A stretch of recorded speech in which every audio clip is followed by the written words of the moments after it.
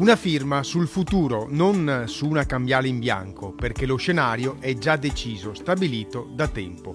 Friuli e Veneto non saranno più vicini, ma la distanza che separa le due regioni sarà percorsa in tempi più certi, perché nel 2014 sarà aperta al traffico la terza corsia della A4. Il governatore del Friuli, Renzo Tondo, e quello del Veneto, Giancarlo Galan, hanno firmato la consegna dei cantieri. Abbiamo cambiato la vita dei veneti col passante, adesso gliela cambiamo completamente, rendendogli più facile viaggiare e quindi dando loro una libertà in più.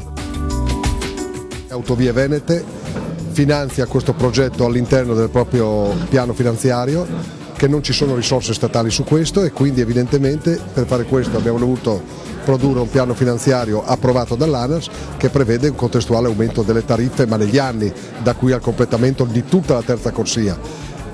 Questo non c'entra con la realizzazione del casello di Meolo. Io ho fatto oggi un discorso dicendo che tutto il piano finanziario della terza corsia, che ha 2 miliardi di euro di investimenti, viene finanziato sostanzialmente nel corso degli anni attraverso anche l'aumento delle tariffe. La realizzazione di 95 km della terza corsia della A4 inizia con il cantiere per il nuovo casello che sorgerà tra Meolo e Roncade. È pensato per veicolare il traffico di turisti del nord, quelli che arrivano sulle spiagge venete.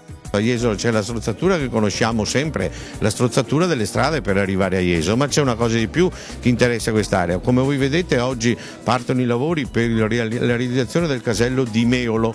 In assenza di opere il traffico turistico che esce a Meolo invade i nostri paesi. Il casello di Meolo avrà una dimensione ragguardevole, 100 metri di lunghezza per 13 porte, 9 in uscita, 4 in entrata, 2 porte per i carichi eccezionali. L'utilizzo della strada per i residenti non sarà a pagamento. Sottolineo che i residenti in questi comuni non pagano pedaggio, ovviamente. Con la realizzazione del casello a Meolo si tracciano i primi 18 km della terza corsia nel tratto Quarto Altino-San Donà. Dal 2011 partiranno i lavori per il tratto San Donà-Alvisopoli. Qui si farà un altro casello ed un collegamento con la statale triestina. Sul fronte friulano i cantieri si apriranno nei pressi del ponte sul Tagliamento per realizzare 24 km fino a Gonas. Quindi gli altri 17 km fino a Villesse saranno ultimati nel 2014.